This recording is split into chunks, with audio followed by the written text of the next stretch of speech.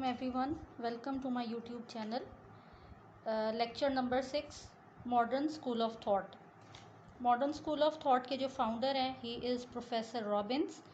और इनका time period जो है वो 1924 से ऑनवर्ड जो है वो स्टार्ट होता है. He gave the definition of economics.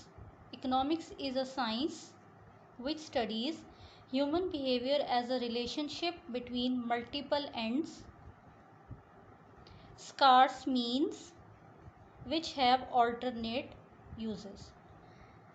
Okay, this is the definition given by Professor Robbins. Very accurate, very simple definition. Key points of the definition are: number 1, multiple ends.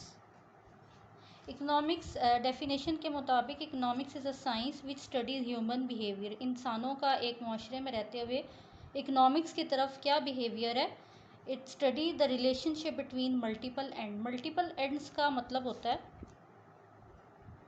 लामहदूद ख्वाहिशात जिसका कोई and ना हो.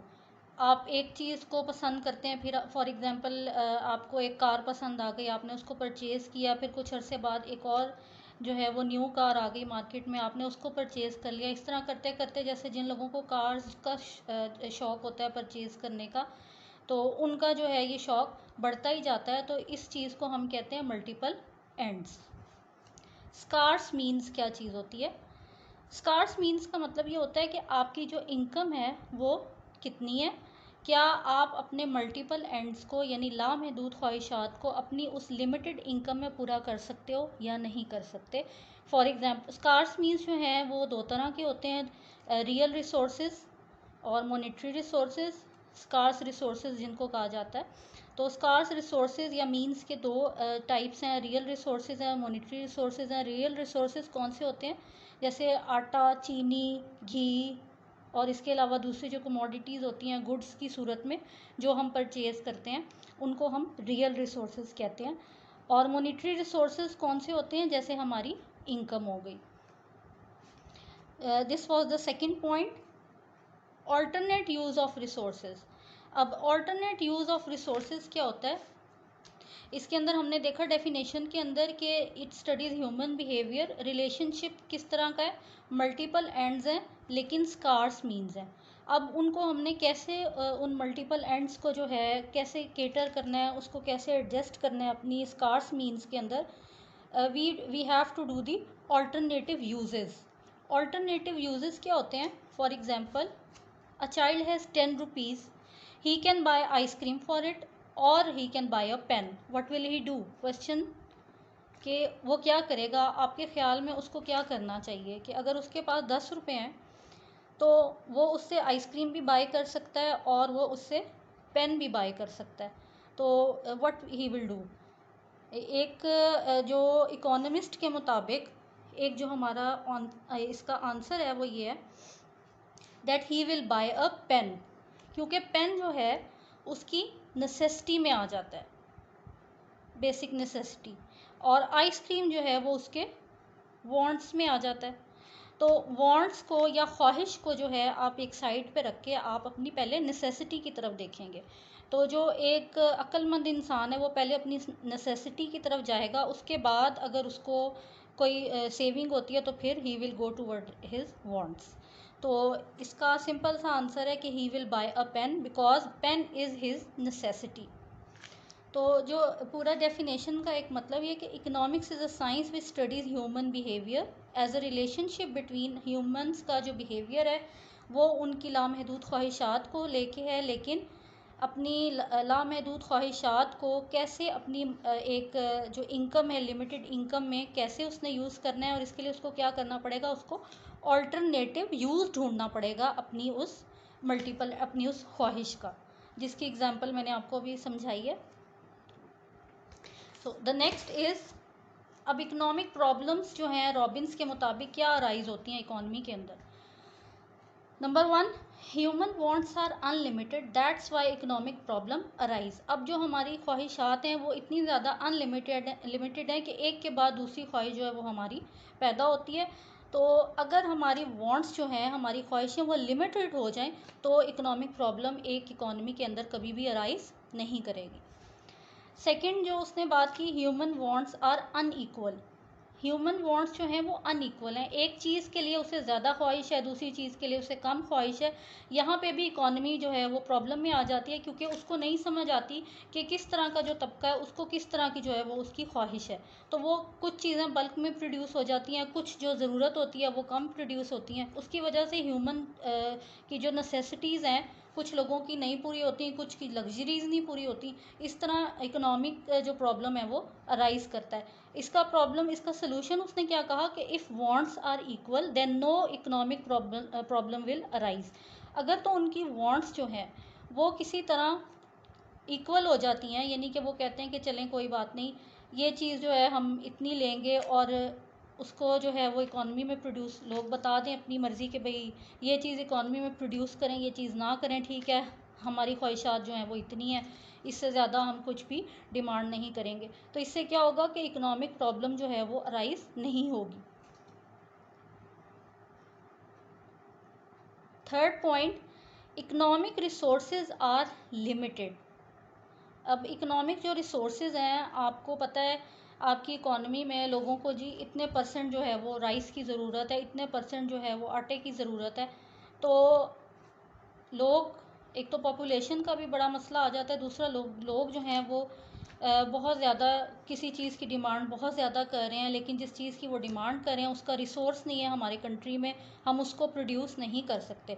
तो economic जो हमारे resources आते हैं चीज़ों की प्रोडक्शन में, वो बहुत ज़्यादा लिमिटेड हो जाते हैं।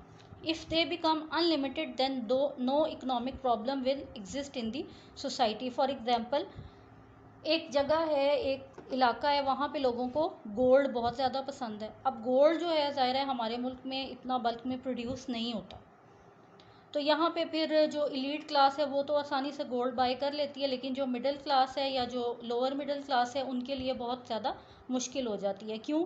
क्योंकि हमारे पास गोल्ड प्रोड्यूस करने के resources they are very limited. अब मसला ये आता है कि अगर गोल्ड प्रोडक्शन जो है हमारे मुल्क में अनलिमिटेड हो जाए तो सोसाइटी में क्लास वाइज डिस्ट्रीब्यूशन भी ख़त्म हो जाएगी और इकोनॉमिक प्रॉब्लम भी अराइज नहीं करेगी।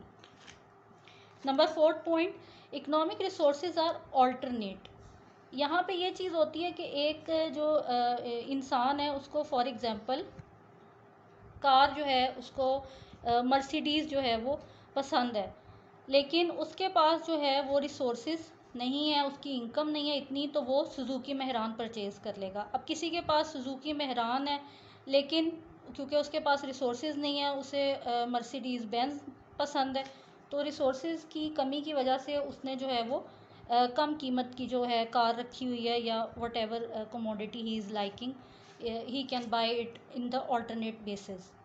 यहाँ पे क्या होता है कि if this will be there will be no alternate of the resource then no economic problem will exist. अब इसका हम यहाँ से एग्जांपल लेते हैं कि पूरी इकॉनमी के अंदर, पूरे कंट्री के अंदर फॉर एग्जांपल एक तरह की गाड़ियाँ ही जो हैं वो उनकी प्रोडक्शन स्टार्ट हो जाए, अमीर तबका हो या गरीब तबका हो, एक जैसी चीज़ वो इस्तेमाल करे, यूज़ करे, तो इससे फ़ायदा क्या होगा कि इकोनॉमिक प्रॉब्लम एग्जिस्ट ही नहीं करेगी। सब एक जैसा जो है वो अपना चीज़ जो है वो बाय कर सकते हैं, उसको यूज़ कर सकते हैं।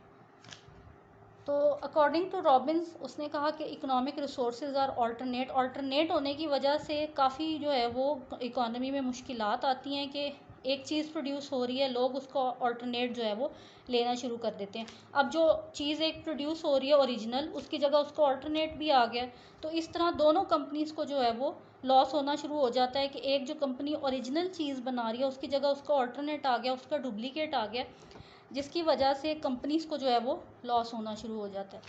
तो इसकी एक एग्ज़ाम्पल ऐसे भी मैं आपको देती हूँ कि जैसे जब पाकिस्तान एग्ज़िस्ट हुआ, बना था जब, तो उसके अंदर कुछ कंपनीज़ ऐसी थी, जैसे for example bonanza, it was the only company which was producing the warm garments for the society. उस टाइम किसी और उसका नाम नहीं था, किसी और कंपनी का। तो इससे ये थी कि तो पता था सबको कि जी एक ही कंपनी है पूरे मुल्क में और हमने उसी के जो है वो बाय करने हैं, तो ब्रांड है एक ही। तो आजकल तो आपको पता है ब्रांड्स भी इतने ज़्यादा आ गए हैं, अब एक ब्रांड जो नया खुलता है पिछले वाले को नुकसान होना शुरू हो जाता है। इस तरह इकोनॉमिक प्रॉब्लम बहुत ज़्यादा जो है वो इकॉनमी के अंदर आना शुरू हो गई है। तो ये थी economic problem according to Robbins, और उनका थोड़ा सा जो सोल्यूशन उसने बताया कि ये कैसे कंपनसेट की जा सकती हैं। अब हमारे पास मेरिट्स आते हैं रॉबिन्स की डेफिनेशन के। नंबर 1 है जी कॉम्प्रिहेंसिव। इकोनॉमिक्स की जो डेफिनेशन है according to Robbins, it is very much comprehensive. अब ये कॉम्प्रिहेंसिव कैसे है, इसके अंदर आप देखते हैं कि जो अभी आपने जो डेफिनेशन पढ़ी है उसके अंदर आपने देखा है कि रियल लाइफ की तरफ जो है वो हमें बताया गया है। हमें बताया गया है कि जी it reflects the realities of life. जैसे ह्यूमन वांट्स जो हैं, इंसान की जो ख्वाहिशात हैं वो लामहदूद हैं, लेकिन उसके जो रिसोर्सेज हैं वो लिमिटेड है, जिसकी वजह से उसे ऑल्टरनेट की तरफ जाना पड़ता है। तो ये इस डेफिनेशन की बड़ी अच्छी कॉम्प्रिहेंसिव सी डेफिनेशन दी है, रॉबिन्स ने हमें रियलिटी बताई है। नेक्स्ट है जी हमारे पास extension of scope of economics. Robbins ने यहाँ पे क्या किया है कि इसने ना सिर्फ हमें गुड्स के बारे में बताया बल्कि इसने हमें सर्विसेज का भी बताया है कि गुड्स और सर्विसेज को जब आप सर्विसेज ऐड करेंगे गुड्स के साथ तो आपकी जो इकोनॉमिक्स की एक जो डेफिनेशन है वो कंप्लीट हो जाएगी।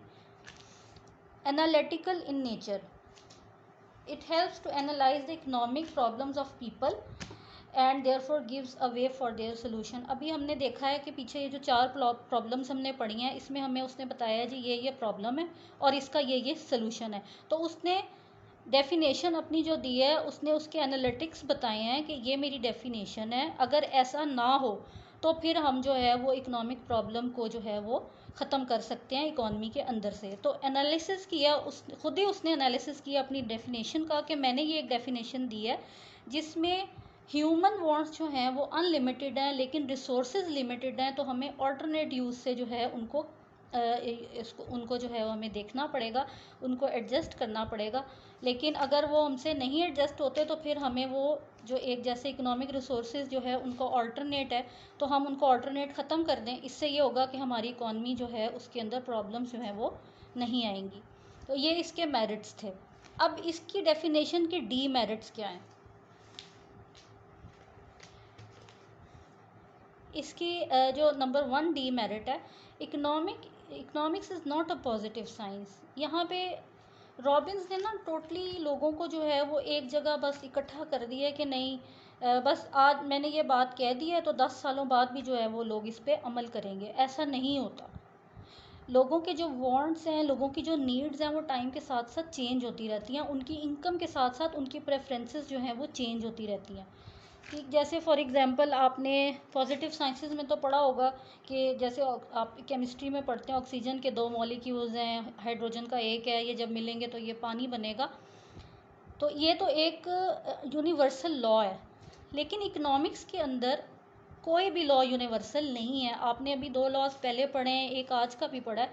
उसके मुताबिक अगर आप उनको अलग-अलग स्टडी करें तो आपको कुछ जो लोग हैं उनको ज़्यादा एल्फ्रेड मार्शल की डेफिनेशन अच्छी लगेगी, कुछ को रॉबिन्स की अच्छी लगेगी, कुछ को जो है वो एडम स्मिथ की अच्छी लगेगी। लेकिन कोई भी जो बंदा है वो ऐसा नहीं है कि 2 बंदे एक ही जो है वो डेफिनेशन पे मुत्तफिक हो जाएं कि हाँ जी इस बंदे ने जो है वो बिल्कुल सही बात की है, इकॉनमी जो है वो ऐसे ही, इकोनॉमिक्स की डेफिनेशन ऐसे ही होनी चाहिए। नेक्स्ट है not concerned about society welfare. Robins ने अपनी डेफिनेशन के अंदर वेलफेयर का कहीं भी जिक्र नहीं किया। टोटली मटेरियलिज्म जो है वो इसके डेफिनेशन के अंदर शो हो रहा है। नो टच ऑफ मोरालिटी, कोई मॉरल वैल्यूज़ उसने डिस्कस नहीं की, उसने कुछ नहीं बताया कि आपकी इकोनॉमी में क्या चीज़ प्रोड्यूस होनी चाहिए, क्या चीज़ हार्मफुल है जो आपको प्रोडक्शन जिसकी नहीं करनी चाहिए। उसने बस यही कहा है कि इंसान की जो ख्वाहिश है वो उसके मुताबिक चीज़ें जो है वो प्रोड्यूस करे अपनी इकॉनमी में।